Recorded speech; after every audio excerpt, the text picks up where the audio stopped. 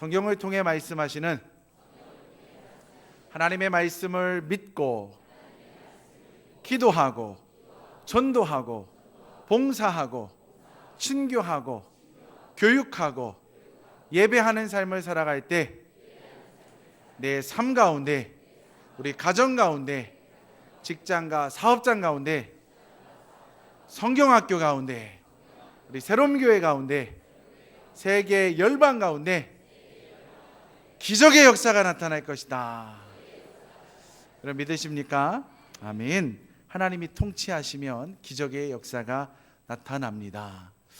세상 사람들은 세상의 방법과 또 세상의 원리가 있다라고 하면서 우리에게 요구하지만 우리 믿는 사람들에게는요, 하늘의 법칙이 있고요, 하나님의 통치의 방법이 있습니다. 우리의 자리를 하나님께 내어드리고 하나님의 음성을 따라 말씀 중심의 삶을 향해 걸어가면 기적이 여러분의 가정에, 여러분의 직장에, 여러분의 가족들 가운데, 우리 교회 가운데 일어날 줄 믿으시기 바랍니다. 요즘 방학 이제 시즌에 들어갑니다. 이제 대학교는 진작에 방학을 했고, 이제 초등학교, 우리 중고등학교 아이들이 이제 방학에 들어갑니다. 옛날에는 방학이 되면 시골집에도 놀러 가고 여행도 떠나고 그런 일들이 많았는데요. 요즘에는 방학이 더 바쁜 것 같아요. 벌써부터 서울로 공부하러 가는 사람도 있고, 외국으로 어학연수를 떠나는 사람들도 있고, 교회 어떤 행사를 할 때에 이미 짜여져 있는 스케줄 때문에 교회 행사에 참여하기가 어렵습니다라는 사람들도 등장하게 됩니다. 왜 그러느냐? 이 세상이 그만큼 살기가 어려워진 경쟁 구도에 들어갔기 때문에 그렇습니다. 젊은이들이 가장 많이 쓰는 용어가 있는데, 자기의 꿈을 이루어갈 때에, 자기가 직업을 구할 때에 이것을 갖춰야 된다. 뭘 갖춰야 된다 그러죠? 스펙. 역시 이쪽에 성가대 쪽이 조금 젊으시니까 스펙을 쌓아야 된다라고 얘기하죠.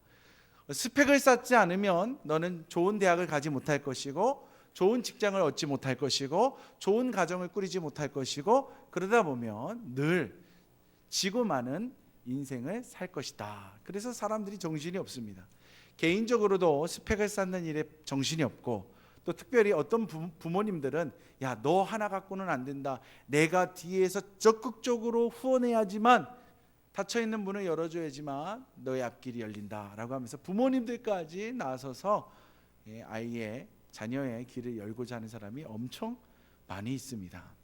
근데 우리 주님은 성경에서 늘 뭐라고 얘기하시냐면, 이렇게 바쁘고 경쟁 구도가 있고 세상의 물결이 사람들을 다 그냥 빨아들이고 막 휩쓸어 가는 것처럼 보일 때일수록 멈추어 서라라고 합니다. 멈춰서라. 그리고 성경이 무엇을 얘기하는지 귀를 기울여라 라고 분명히 제시하고 있습니다. 왜냐하면 열심을 가지고 달려갔는데 달려간 길이 잘못된 것이에요. 잘못된 방향으로 열심을 가지고 달려갔어요. 그럼 되돌아오는데 많은 에너지가 소비됩니다. 그러다 보니까 이왕의 열심을 가지고 달려가려면 제대로 보고 제대로 갈 길을 향해 열심을 가지고 가라. 그러려면 먼저 멈춰서서 하나님이 성경을 통해 우리의 인생살이 가운데 구체적으로 역사하시는 사건에 먼저 귀를 기울여라 라는 것입니다. 한번 따라해 볼까요? 성경에서 답을 찾자. 사람들은 세상에서 답을 찾는데 여러분은 성경에서 답을 찾으면서 복된 하나님의 축복하시는 인생길 살아가기를 주님의 이름으로 축원합니다. 오늘도 우리 재판에 관한 이야기를 좀 하려고 합니다. 사도 바울이 5번의 그런 공식적인 자리에서 하나님의 이름을 드러내는 장면이 사도행전에 기록되어져 있습니다. 반복되는 것 같은데 그 한 장 한 장 넘어가면서 전혀 다른 이야기를 하고 있습니다. 그리고 믿음의 사람들이 어떠한 자세를 가지고 하나님을 바라보고 우리에게 주어진 사명, 그 사명을 이루어가는 것이 바로 인생의 성공이다라는 것과도 직결되는데, 그 사명을 어떻게 이루어가는 것이 가장 행복한가? 믿지 않는 사람들이 걸어가는 자기의 꿈을 이루는 방법, 자기가 가지고 있는 위치를 유지해가는 방법과 믿는 사람들이 자기의 인생길을 주님과 의뢰해서 이끌어가는 장면들이 오늘 재판 이야기 속에도 담겨져 있습니다. 오늘 본문의 말씀은요, 네 번째 바울이 재판하는 장면입니다. 벨릭스 총독이 바울이 구제 헌금을 가지고 예루살렘에 왔다라는 이 사건 때문에 바울을 2년 동안 가이사라 감옥에다 가둬놓고 계속 그의 얘기를 듣습니다.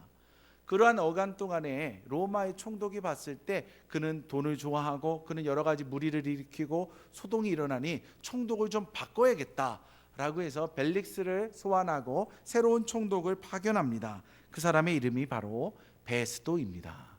베스도 총독이 부임을 해서 이제 유다 땅을 통치할 그런 생각을 하면서 생각에 깊이 잠기게 됩니다. 여러분, 이스라엘은 하나님을 믿는 종교 국가입니다. 종교 국가. 이 종교 국가를 이해해야지만 이 총독은 나에게 맡겨준 이 유대 땅을 잘 통치하면서 아무런 소란 없이 세금을 잘 걷어들이고 로마의 군인들에게 협조를 구하면서 나아갈 때 자기의 총독 자리도 잘 유지할 수가 있고 이 기회를 잘 다져가지고 더 좋은 곳으로 승진해 갈 수 있는 기회를 엿보면서 지금 꿈을 꾸고 있습니다. 어떻게 하면 좋을까? 어떻게 하면 좋을까? 지금 꿈꾸고 있는 거예요. 그러면서 그가 제일 첫 번째 행동으로 옮기는 그 활동을 시작합니다. 제일 먼저 예루살렘으로 그의 발걸음을 옮깁니다. 예루살렘에 가서 대제사장들과 유대의 지도자들을 만나게 됩니다.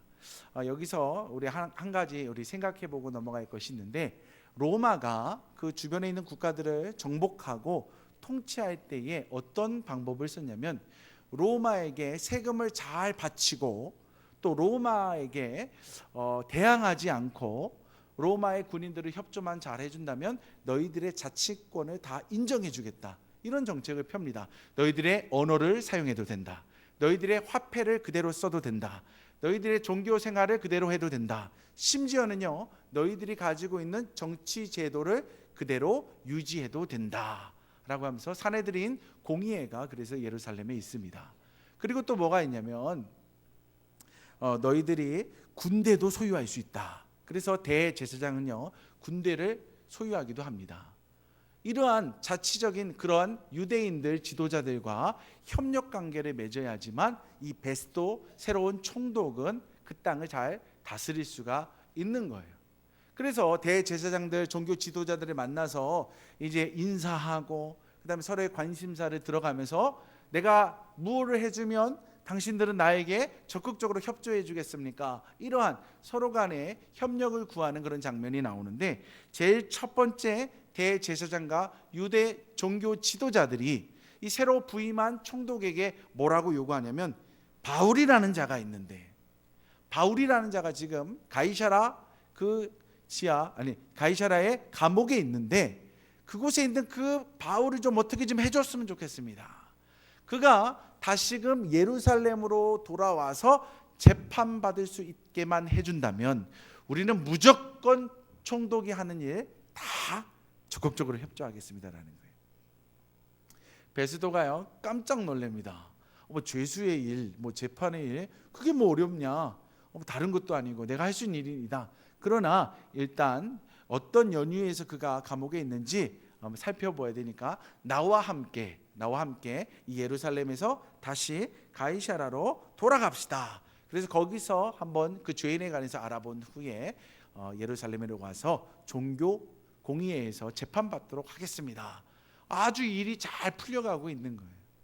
베스도는요 아주 마음이 흡족합니다.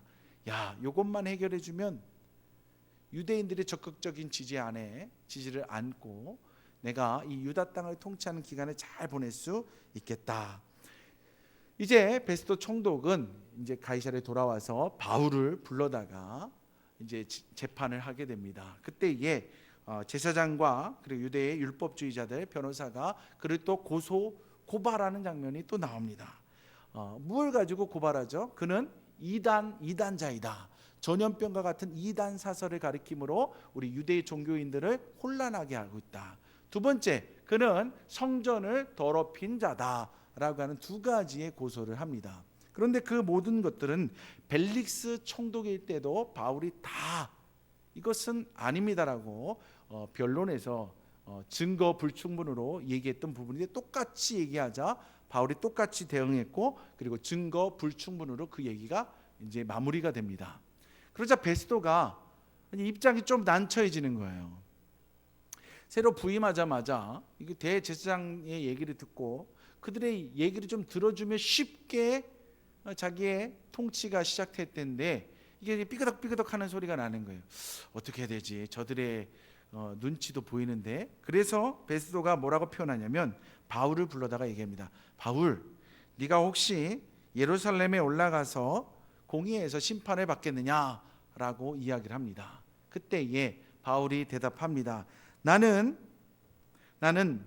불의한 일을 행한 적이 없습니다. 내가 만약에 죄를 지었다면 죽임당하는 일에 대해서 저는 전혀 두려워하지 않고 그거에 대해서 회피할 생각도 없습니다. 그러나 억울한 일을 당하여서 지금 내가 이런 재판 중에 있고 이렇게 내가 감옥에 있는 생활을 하고 있는데 내가 그들에게 갈 이유가 없습니다.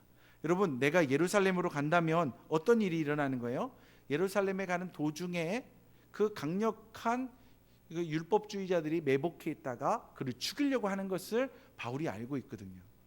그래서 바울은 뭐라고 표현하냐면 내가 아무런 죄도 없는데 자꾸 나를 궁지에 몬다면 나는 어쩔 수 없이 로마의 황제인 가이사에게 상소할 수밖에 없습니다. 내가 로마 황제 앞에 나가서 재판을 받겠습니다라고 상소하는 장면이 나옵니다. 그러자 그 베스도 총독이 함께 있던 배심원들과 함께 논의한 후에 결정을 내립니다.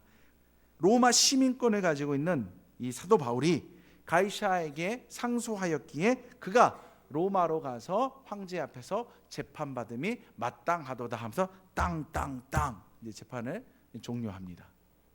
이제부터 문제가 터지는 거예요. 누가 이제 문제가 터지냐? 베스도가 문제가 터지는 거예요. 큰일 났다. 유대 종교 지도자들의 요구를 못 들어줬잖아요. 근데 그걸 떠나서 더 큰 문제는 뭐냐면 내가 부임하자마자 누구한테 재판권을 올려야 되는 거예요? 로마의 황제 가이사에게. 뒤집어서 생각하면 야, 너 거기 간지 며칠이나 됐다고 얼마나 능력이 없으면 글 하나 제대로 처리 못해가지고 나한테 올리냐? 이게 그의 재임 기간에 대해서 불이익으로 당할 수 있는 그런 염려거리가 됩니다. 그래서 결국에는 그를 바울을 가이사에게 보내야 되는데 어떠한 연유 때문에 그를 그 황제에게 보내는지에 대한 자세한 내막서를 써가지고 보내야 되는데 아는 게 별로 없는 거예요. 그래서 어찌하면 좋을 거라고 고민하고 있을 때에 역사적인 사건이 터집니다. 뭐냐면 주변에 있던 아그리빠 왕 버니게라는 사람이 그의 총독으로 발령받아 온 것을 축하하기 위해서 가이사라로 옵니다. 그래서 아그리빠 왕과 교제하는 장면이 나오는데 베스도가 얘기합니다. 아그리빠 왕이요, 제가 고민이 많습니다. 여기 와서 그 종교 지도자들하고 얘기가 잘 될 줄 알았는데 바울이라는 사람 때문에 얘기가 잘 안 됐고 이 바울이 갑자기 황제에게 상소하는 바람에 제가 입장이 난처해졌습니다. 아그리빠 왕은 이 유대를 잘 아는 사람이니 나에게 좀 조언을 해줘서 내가 이 위기를 어떻게 좀 잘 극복해낼 수 있는지 지혜를 주시면 안 되겠습니까? 라고 요청합니다. 그러자 이 아그리빠 왕이 그래, 그럼 바울이라는 사람을 내가 한번 만나봐야겠다 라고 하면서 바울을 만날 수 있도록 주선해 주십시오. 이렇게 해가지고 아그리빠 왕 앞에 바울이 서게 됩니다. 우리 성경책 25장 23절 말씀에 보니까 이튿날 아그리빠와 버니게와 크게 위엄을 갖추고 와서 이제 그들이 왔습니다. 거기다 이제 누가 또 등장하냐면 천부장들과 시중에 높은 사람들과 함께 접견 장소에 들어오고 이제 엘리트 관리들이 함께 그 자리에 했다라는 것입니다. 그 가운데 바울이 옵니다. 그들은 위험 있는 모습으로 자리에 앉아서 바울을 맞이합니다. 그럼 바울의 모습은 어떠했느냐? 26장 29절 말씀을 한번 읽어보겠습니다. 26장 29절 말씀 함께 읽습니다. 시작. 바울이 이르되 말이 적으나 많으나 당신뿐만 아니라 오늘 내 말을 듣는 모든 사람도 다 이렇게 결박된 것 외에는 나와 같이 되기를 하나님께 원하나이다 하니라. 자, 바울의 지금 모습을 지금 자기가 이야기하고 있는데, 바울의 모습은 어떤 모습이에요? 결박당하고 있는, 자신의 감옥 생활을 하고 있는 모습을 지금 이야기하고 있는 거예요.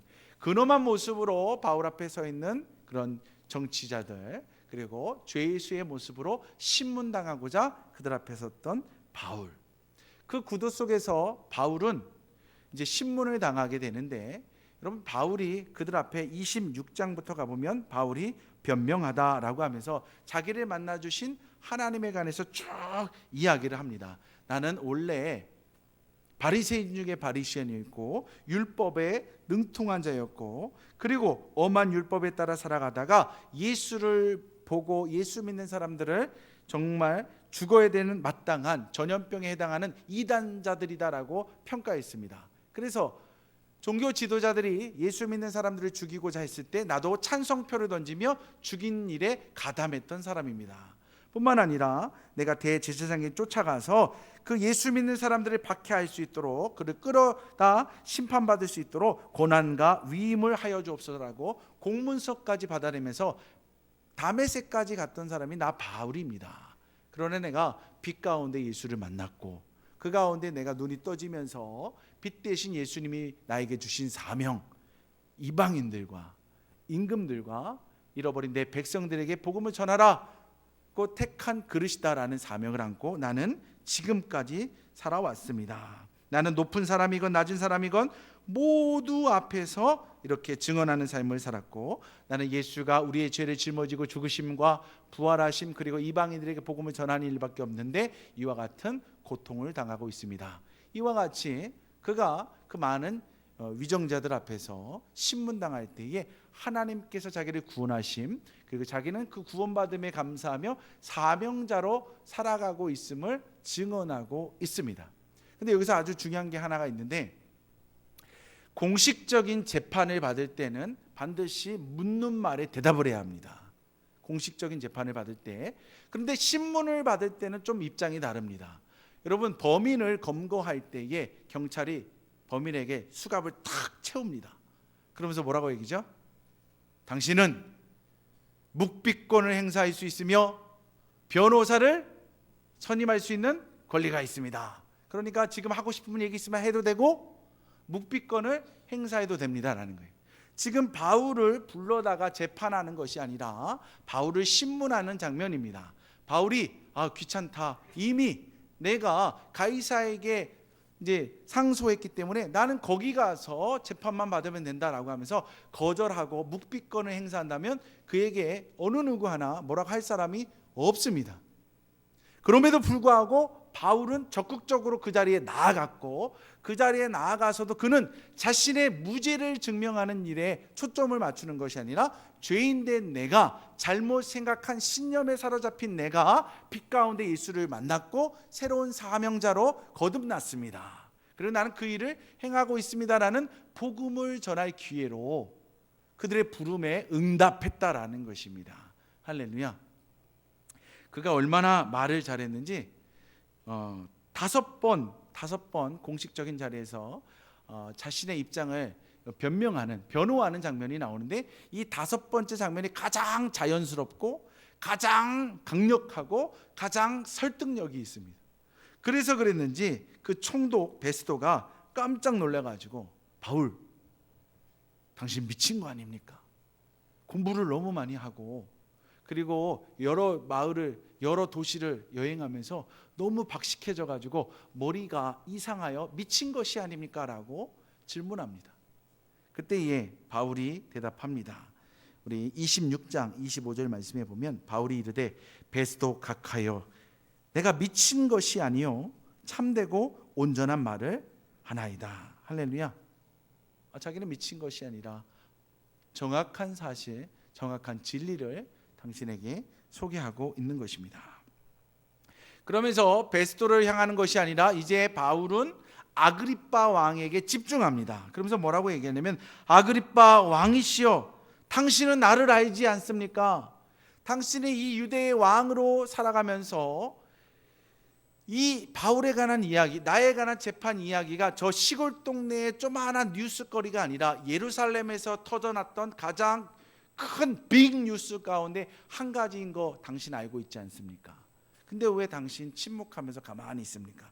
내가 알기로 아그리빠 당신은 선지자까지 믿는 사람인 줄 내가 알고 있습니다.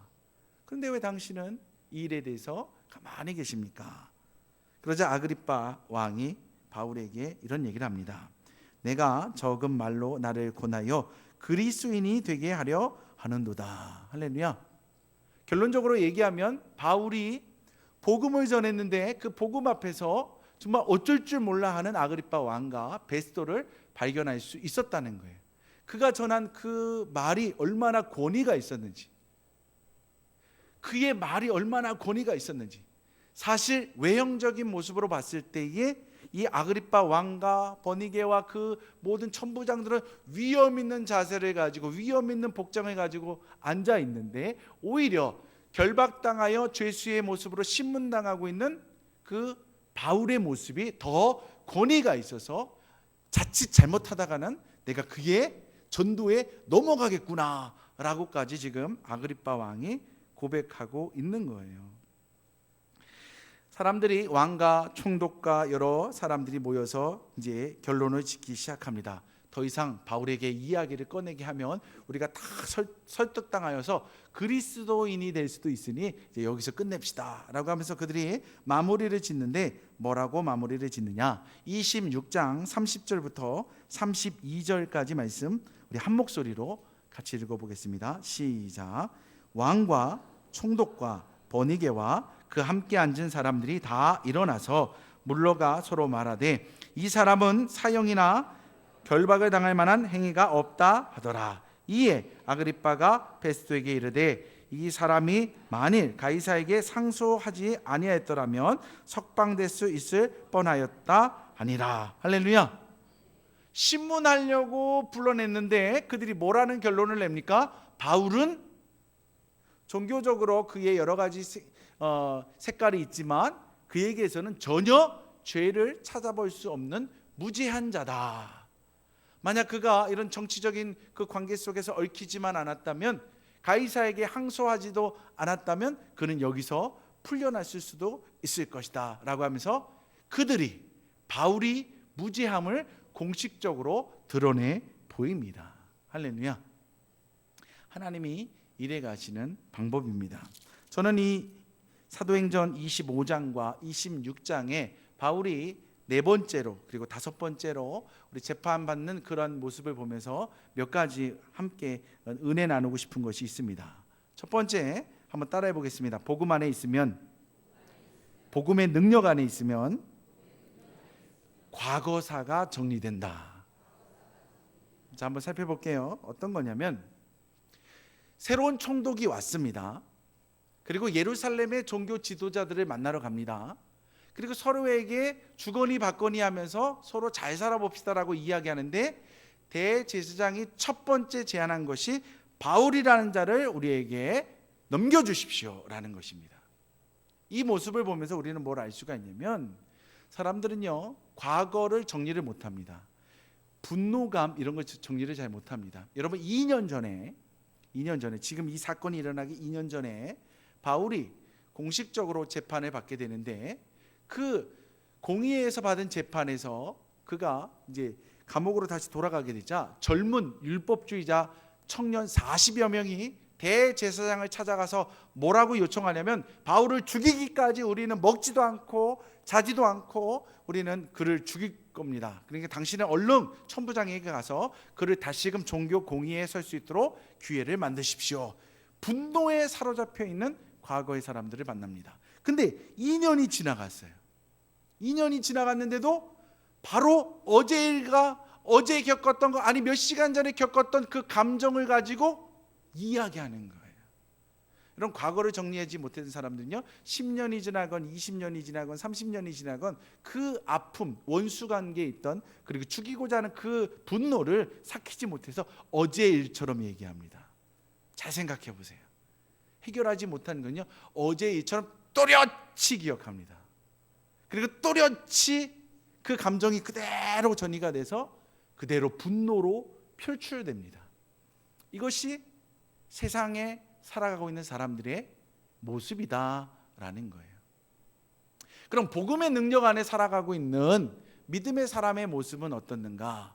바울의 모습을 보면 잘 알 수가 있는데, 이런 바울이 재판받을 때에, 신문받을 때에 아그리빠 왕 앞에서 묵비권을 행사할 수 있었지만 그가 마음껏 그 기회를 잡고서 이야기를 합니다. 근데 그 앞에 섰던 사람의 이름이 뭐죠? 아그리빠 왕이라. 아그리빠 왕. 아그리빠 왕이 누구냐라는 것을 우리는 한번 생각해 볼 필요가 있습니다. 유대의 땅은요, 어느 왕이 통치하기 시작했냐면 이스라엘 옆에 에돔이라는 나라가 있습니다. 이 에돔의 조상이 누구냐? 바로 장자의 축복을 빼앗긴 에서의 후예들입니다. 에서의 후예, 야곱과 에서 있죠. 에서의 후예들이 이스라엘 옆에서 에돔이라는 나라를 건설해서 살고 있는데, 똑같이 이스라엘과 에돔이 다 로마 군인에 의해서 멸망을 당합니다. 그때에 에돔의 왕이 금은보화를 싸들고 황제를 만나면서 나에게 기회를 주신다면 황제의 말을 잘 들으면서 세금을 잘 거두며 로마에 충성하겠습니다. 이 땅을 잘 알고 있는 사람은 나밖에 없으니 저를 도와주신다면 제가 로마의 군인에 적극적으로 협조하겠습니다. 이렇게 해서 이스라엘 땅을 다스리는 왕으로 등극합니다. 첫 번째 헤롯 대왕이 누구냐? 예수님 탄생했을 때에 예수가 왕이라는 소식을 듣자마자 유아들을 다 학살한 사람이 헤롯 대왕입니다. 헤롯 대왕. 그리고 그의 아들이 누구냐? 그의 아들 헤롯 안티파스는 예수님이 30세가 돼서 복음의 사역을 증거할 때에 그보다 6개월 먼저 태어나서 광야에 길을 내어며 회개하라 천국이 가까웠나이다 외쳤던 그 세례 요한의 목을 쳐서 죽였던 사람이 바로 헤롯 대왕의 아들 헤롯 안티파스입니다. 그리고 그의 아들이 있는데 그의 아들 아그리빠 1세는 초대교회 가운데 예루살렘의 가장 큰 지도자 요한의 형제 야고보를 처형한, 그래서 첫 번째 순교자로 만든 사람이 바로 아그리빠 1세입니다. 오늘 지금 재판에 등장하는 이 아그리빠는 아그리빠 2세로서 아그리빠 1세의 아들, 그러니까 족보로 따져보면 헤롯 대왕의 증손자입니다. 그러니까 기독교인들을 봤을 때, 우리 믿음의 사람들이 있을 때 헤롯 집안은 원수 집안인 거예요. 용서를 할 수 없는 원수 집안. 우리 백성들을 너무나 학대했고 우리의 믿음의 선지자들을 죽였던 그 학살자의 집안입니다. 그 앞에서 여러분 복음을 증거해 가지고 당신 구원 받으세요 해주고 싶습니까? 너는 복음을 절대로 들어서는 안 되고 너는 죽어 마땅하다. 지옥 형벌에 들어가 가지고 평생 살려달라고 외치면서 살아야 된다. 이게 사람의 감정을 가진 사람의 모습 아닙니까? 이게 세상 사람들의 모습이라는 거예요. 근데 바울은 전혀 그러지 않아요. 아그리빠 왕에게 하나님을 소개함으로 말미암아 너 나한테 지금 전도하고 있는 거냐라고 할 만큼 그에게 하나님을 정확하게 소개하고 있다라는 거예요. 이것이 바로 성숙한 믿음의 사람들의 모습입니다. 할렐루야. 여러분, 바울은요 진작에 구원받지 못할 자가 구원받는다는 것을 경험했습니다. 사도행전 13장에 가보면 안디옥 교회가 바나바와 바울을 선교사로 파송하는 장면이 나옵니다. 우리 사도행전 13장 1절 말씀 한번 보면 안디옥 교회에 선지자들과 교사들이 있으니 곧 바나바와 니게르라 하는 시므온과 구레네 사람 루기오와 분봉왕 헤롯의 젖동생 마나엔과 및 사울이라. 그러니까 헤롯 왕과 함께 유모의 젖을 먹고 산 마나엔이라는 사람이 있었는데 그는 이스라엘 백성들, 하나님의 백성들과 원수지간이었지만 그가 복음의 메시지를 듣고 변화하여 하나님의 사람이 되었고 뿐만 아니라 안디옥이라는 지역에서 큰 교회의 지도자로 서 있는 거예요. 과거의 악한 집안에서 배경을 두고 있지만 그가 예수를 만남으로 전혀 다른 인생을 살아가고 있는 거예요. 바울도 마찬가지입니다. 그의 인생이 율법에 매여서 자신의 잘못된 신념에 매여 있을 때는 괴수 중에 괴수의 모습을 하고 있었지만 다메섹에서 빛 가운데 역사하시는 예수를 만남으로 말미암아 하나님의 나라, 하나님의 나라에서 살아가는 하나님의 백성, 하나님의 나라를 위해서 쓰임받는 거룩한 일꾼 사명자로 지금 쓰임을 받고 있잖아요. 바울의 눈동자에는요, 저들의 모습이 너무나 불쌍합니다. 그리고 바울의 눈동자에는 하나님의 마음이 담겨져 있습니다. 저런 악독한 자라 할지라도 그를 위해서 내가 십자가에 못 박아 죽였느니라 라는 거예요. 못 박혀 죽은 이유, 너만 구원하려고 한 것이 아니라 저들도 내가 구원해야 될 내 백성이다라는 거예요. 내 자녀라는 거예요. 이것이 바로 믿는 자에게 필요한 자세다라는 것입니다. 할렐루야. 우리는 우리의 능력과 힘을 가지고요, 절대로 과거를 정리할 수 없습니다. 그런데 복음의 능력 안에 있으면 과거가 정리되는 줄 믿으시기 바랍니다.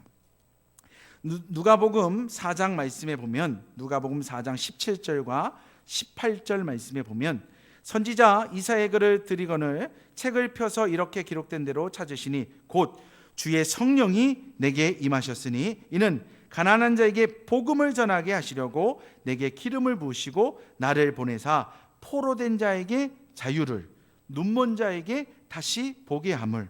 할렐루야.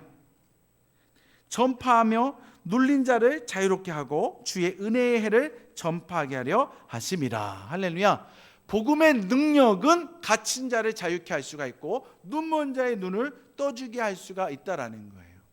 세상의 방법으로 살아가는 것이 아니라 그리스도의 복음의 능력 안에 사로잡혀 있으면 모든 것을 해결해 나아갈 수 있다라는 것입니다. 할렐루야.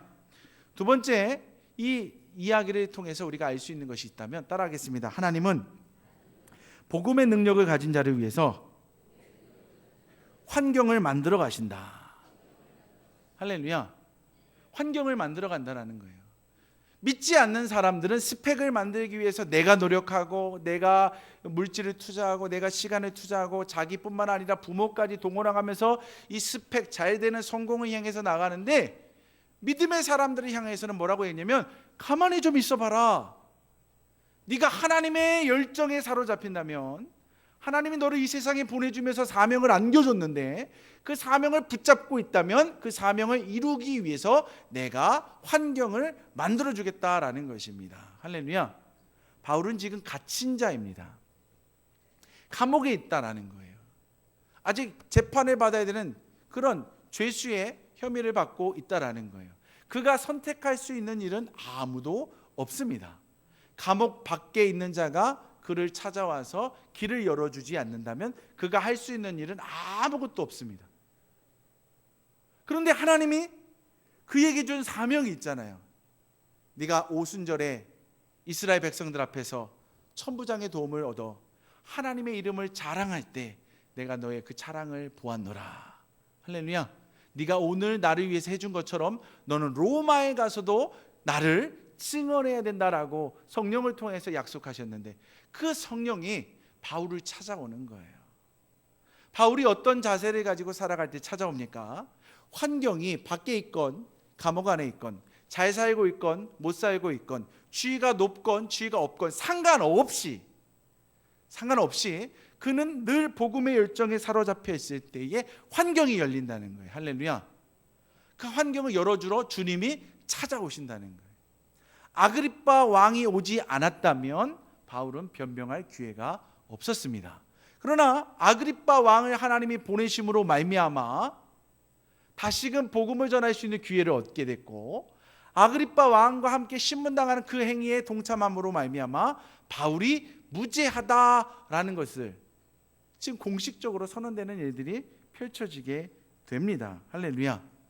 우리가 하나님 앞에 서서 하나님의 복음의 능력을 위해서 나에게 사명 주지 않았습니까? 라고 하면서 여러분이 그 사명 가지고 열정으로 나아가면요, 주님이 여러분의 환경을 열어주십니다. 여러분, 이곳에 있는 사람들이 얼마나 힘들게 살아갑니까?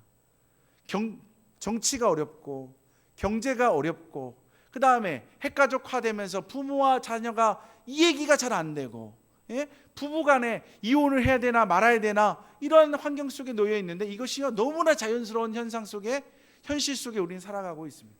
너무나 힘이 드는 거예요. 이럴 때 여러분들의 마음속에 희망을 찾고 싶지 않으십니까? 나에게도 좀 쨍하고 해뜰날 좀 왔으면 좋겠습니다. 목사님, 너무 터널이 길은 것 같아요. 나에게 고난의 터널이 너무 길어서 지쳐서 이제 죽을 것만 같습니다. 끝이 좀 나왔으면 좋겠는데 끝이 안 보이네요. 여러분, 그럼에도 불구하고 이러한 열악하고 힘겹고 절망적인 상황에 놓였다 할지라도 우리가 성경 앞으로 돌아가서 그럼에도 불구하고 하나님 내게 가지고 있는 사명이 뭡니까? 그 사명에 집중하기 시작하면 주님이 크게 일하실 줄 믿으시기 바랍니다. 내가 돈 벌러 찾아다니고 내가 만나야 될 사람 쫓아다니고 내가 열어야 될 상황을 향해서 막 두들기고 아무리 두들겨도 안 열릴 때가 더 많다라는 거예요. 그러나 주님이 나보다 한 발 앞서가시면서 내가 네가 만날 사람을 먼저 만나주겠다. 내가 네가 만날 그 환경을 내가 먼저 찾아가서 만들어 놓겠다. 할렐루야. 그런 하나님의 역사를 우리가 경험할 수 있다면 얼마나 흥분되겠습니까? 얼마나 흥분되겠습니까? 저와 여러분에게 주신 하나님의 사명이 무엇인지를 깨달아 알기를 주님의 이름으로 축원합니다. 여러분, 요셉이라는 사람이 있었습니다. 요셉이라는 사람이 어려서 꿈을 꾸게 됩니다. 해와 달과 열한 별이 내게 절하더이다. 형님들 몇 단이 내 주위에 둘러서서 일어서도 내게 절하더이다. 어마어마한 꿈을 꾸게 됩니다. 근데 그에게 닥쳐온 것은 희망의 나라가 아니에요. 형제들에 의해 배신당하여서 구덩이에 빠져서 죽게 되는 거예요. 뿐만 아닙니다. 노예상에게 팔려가지고 노예로 살아가게 됩니다.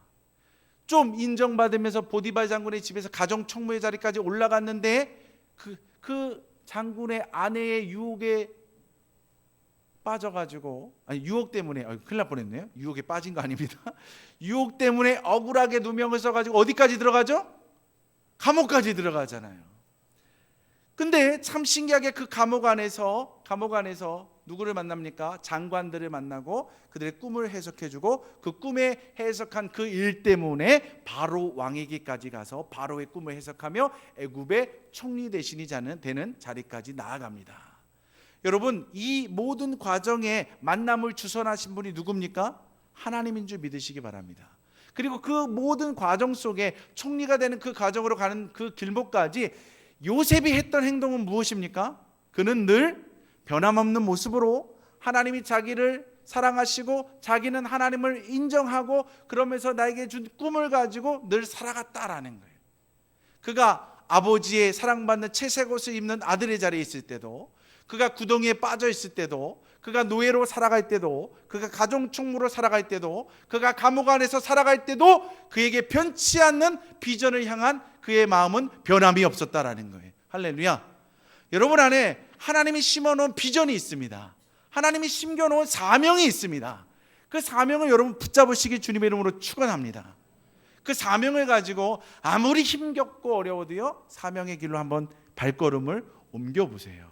그러면 주님이 찾아오십니다. 주님이 환경을 만들어 가십니다. 주님이 필요한 사람들을 붙여줍니다. 주님이 물질이 필요하면 물질을 주실 것이고, 사람이 필요하면 사람을 붙여주실 것이고, 지혜가 필요하면 지혜를 붙여주실 것이고, 권세자가 필요하면 권세자를 붙여주실 것입니다.